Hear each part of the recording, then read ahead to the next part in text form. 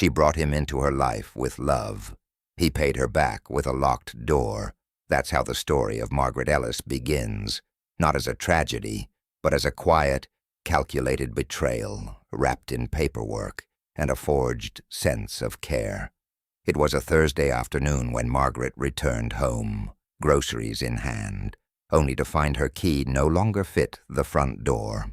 Confused and trembling, she knocked, only to be met by her adopted son's partner, who casually informed her that she didn't live there anymore. The house Margaret had raised him in, the home filled with bedtime stories and packed lunches, had been signed away. Not in a fight, not by force, but with a signature she had trusted him to explain. This wasn't just about bricks and deeds. As viewers pointed out in overwhelming agreement, he kicked out the very woman who gave him everything and lost $9.5 million in the process. Karma doesn't play. Another added, real love can't be stolen. The real loss wasn't the house. It was forgetting the hands that once held you up. For many, Margaret's story is a reflection of a deeper cultural wound. When the people we raise, love, and sacrifice grow into strangers, entitled, dismissive, and ready to sign us away. Margaret, however, didn't crumble. What her son, Daniel, didn't know was that she had quietly secured a malpractice settlement years before. Nearly $10 million, never touched, never mentioned. Because some power doesn't scream, it watches. And when betrayal finally knocks, it answers not with rage, but with resolve.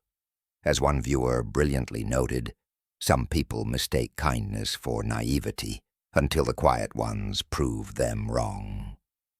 This is more than a story of loss. It's a story of dignity, quiet justice, and the kind of mother who refuses to let betrayal define the life she built with her bare hands. He thought she was broke. She was sitting on $9.5 million and a plan. After being tricked out of her home by the very boys she raised, Margaret Ellis sat in her car all night, grocery bag still beside her, untouched rotisserie chicken growing cold. She didn't scream, she didn't cry, but inside, something shifted. What Daniel, her adopted son, didn't realize was that Margaret hadn't just lost a house. She had been playing the long game. Years earlier, after losing her husband to a hospital's neglect, Margaret had quietly pursued a malpractice lawsuit and won. $9.5 million secured in a separate trust under her maiden name. She never touched it, never flaunted it, because real power doesn't beg to be seen. It simply waits until it's needed. Daniel never knew about the money, and that's exactly how Margaret intended it. She didn't want wealth to change the way she loved him. She didn't raise him for leverage. She raised him because when she found him, abandoned, silent, and unloved, she saw a child worth saving. But what he saw in her later was a woman easy to manipulate. He mistook quiet dignity for weakness. That was his first mistake. Margaret's decision to stay silent wasn't rooted in fear. It was strategic. As one viewer put it, she was a strategist. While her son counted pennies, she held the $1 million cards. Her silence wasn't submission. It was observation. She watched Daniel bring real estate agents through her living room. She listened as he called her a guest in her own home. And still, she waited. Because patience, as another comment nailed it, was the one weapon he never learned how to use. The audience was struck not just by the reveal of Margaret's hidden wealth, but by the intention behind it. One of the most liked comments captured it perfectly. Justice doesn't always come with fireworks. Sometimes it's a sealed court document, a frozen bank account, and the sweet silence of watching karma do the talking. Margaret didn't just reclaim her home through the courts. She reclaimed her narrative. She didn't confront Daniel with rage or revenge. She reminded him, face to face, that real loyalty isn't earned through control, but remembered through sacrifice. And she made one thing clear. She wasn't the one who failed the relationship. He was. Her decision to keep the money a secret until it mattered resonated deeply with viewers. It highlighted a rare kind of strength, one rooted in foresight, not flash. Don't let money make you loud. Let it make you quiet. Let it buy you time, she once wrote in her notebook. And that's exactly what she did. Margaret used that time not only to recover her losses, but to rebuild something bigger. She took her untouched fortune and created safe housing for elderly women who, like her, had been discarded when they were no longer useful. She named it Len's Place, after her late husband, and in doing so, she turned betrayal into blueprints for healing, for dignity, for redemption. This story wasn't just about revenge, it was about vision.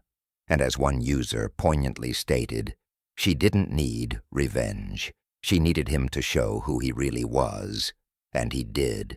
Margaret's story reminded thousands that wealth isn't measured in what you spend, but in what you protect. That sometimes the strongest move you can make is to wait until the silence becomes your strength, and the truth does all the speaking. He gave her paperwork. She gave him silence and a lesson he'll never forget. It wasn't the shouting or a dramatic confrontation that exposed Daniel's betrayal. It was the quiet way Margaret Ellis packed her bag. Just one Bible, 2 dresses, a wedding band, and the notebook holding the details of her $9.5 million settlement. That night, she left the house he had tricked her into signing over, without a word of protest, not because she was weak, but because she was done wasting breath on someone who had already decided to stop listening. And in that silence, she began writing a different story, one that didn't end with loss, but began with clarity. Daniel had assumed her age made her vulnerable, that her love made her naive, that handing her a stack of paperwork filled with legal jargon and a sugar-coated smile was enough to erase decades of sacrifice. He forgot one crucial thing. Margaret was a nurse for over 30 years, and nurses read everything, even when they pretend not to, even when they trust you. After gathering herself in a motel, Margaret reached out to CJ, her late husband's old friend and a retired lawyer. With his guidance, she launched a legal case that quickly dismantled Daniel's scheme. Her ability to recall every conversation, every signature, and every red flag, backed by the meticulous notes she had kept in her notebook, allowed them to prove she was manipulated into transferring her home. The case didn't drag. Daniel never showed up. And just like that, the house was no longer his to profit from. But Margaret didn't move back in. As one commenter brilliantly said, she didn't want revenge. She wanted her name back on the door. She wanted to look herself in the mirror and not feel like a damn fool. That was the real victory. Not the bricks, not the title, the restoration of her dignity.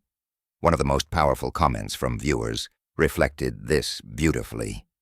She didn't need revenge. She just needed him to show who he really was. And he did. Another added, justice isn't always loud or flashy. Sometimes it's a quiet legal move, sealed documents, frozen accounts, and the satisfying silence as karma takes care of things. Margaret's restraint wasn't passive. It was precise. Instead of reclaiming the past, she invested in a future. She used her wealth to open Len's Place, a sanctuary for elderly women who'd been discarded by their families, those left behind like she had been. There, she became more than a survivor. She became a beacon. And what did Daniel get in return? A letter, handwritten and tucked into the back of her Bible, acknowledging his regret but not requesting forgiveness. Margaret never replied. She didn't need to. As many viewers echoed, forgiveness isn't about letting someone off the hook. It's about freeing yourself from the grip of what they did. What struck viewers the most was how Margaret chose to respond.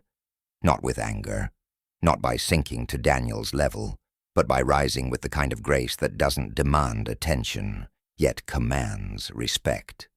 She showed that real strength doesn't explode. It endures. She didn't teach her son a lesson by force. She let life do it for her. And when she walked away, she didn't just reclaim her story. She redefined what power looks like.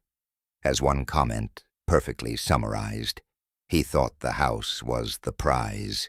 He forgot the woman who built it. She lost her house, but built a home for others. And that's where legacy begins. After reclaiming her dignity through quiet legal force, Margaret Ellis stood at a crossroads. The court had ruled in her favor. The house was legally hers again. But the memories inside, the Sunday dinners turned sour. The echoes of betrayal at her own kitchen table were no longer welcome. So she made a choice that surprised even those who supported her. She didn't move back in. Instead, Margaret chose to build something new, not just for herself, but for others who had endured the same kind of silent abandonment. With the untouched $9.5 million settlement she had kept hidden for years, she purchased 3 modest homes in Pascagoula, Mississippi. Not mansions, not investment properties, homes, safe, warm, quiet homes for elderly women over 60 who had been kicked out, displaced, or quietly discarded by the very families they had once sacrificed for. She called the program Len's Place, named after her late husband. One viewer called this decision the moment she turned betrayal into a blueprint, a description that perfectly captured the quiet revolution Margaret had started. She didn't need to shame Daniel or gloat over her legal win. She simply redirected her energy into something that healed instead of destroyed. The first resident was Alma, a 74-year-old woman whose grandson kicked her out when she could no longer babysit. Then came Darlene, whose own daughter sold her home while she was in hospital, recovering from surgery. These women didn't need explanations. As one viewer observed, Margaret never had to tell her story. They saw it in the way she carried herself. Calm, steady, unapologetic. Her transformation resonated deeply with viewers who saw their own mothers, grandmothers, and aunts reflected in her quiet strength. One comment read, "Evelyn didn't scream, she built. And in doing so, she reminded us that legacy isn't what you leave in a will, it's what you build when no one is looking." Another added, "Real power isn't screaming into the void, it's feeding someone who's been told they don't matter anymore." At Len's Place, Sunday dinners returned, this time with laughter that didn't have to pretend. Margaret became a matriarch again, but this time for women who needed someone to believe in them, not manage them. In a way, she rebuilt the home Ryan tore away, but without walls that could be signed away behind her back. And while the court case made the headlines, it was the quiet porch talks, the game shows over sweet tea, and the shared stories of resilience that truly marked her victory. She didn't just reclaim her house, she redefined what home meant. As one particularly powerful comment said, Ryan thought the loss was the $9.5 million, but the real loss was the love, the guidance, and the legacy of a woman who built more in her silence than he could in his ambition. Margaret didn't rebuild for revenge. She rebuilt for meaning, and in doing so, she left behind something far more valuable than a deed, a place where women could feel seen, protected, and most importantly, still powerful. That's what legacy looks like. Forgiveness didn't mean forgetting. It meant finally breathing free. 1 year after everything collapsed, Margaret Ellis sat on the porch of Len's place with a warm cup of tea and peace she hadn't felt in years. The house she built for others now held her too, not in bricks, but in purpose. When Daniel's letter arrived, unsigned, unsealed, and full of guilt, it didn't ask for anything, and Margaret didn't give anything in return. She folded it and tucked it into her Bible. Not out of anger, but out of closure, because some things are meant to be remembered, not repeated. One comment captured this moment perfectly. She didn't need revenge. She just needed to be free. Daniel's betrayal wasn't her shame to carry. She had loved fully, sacrificed deeply, and still, she rose.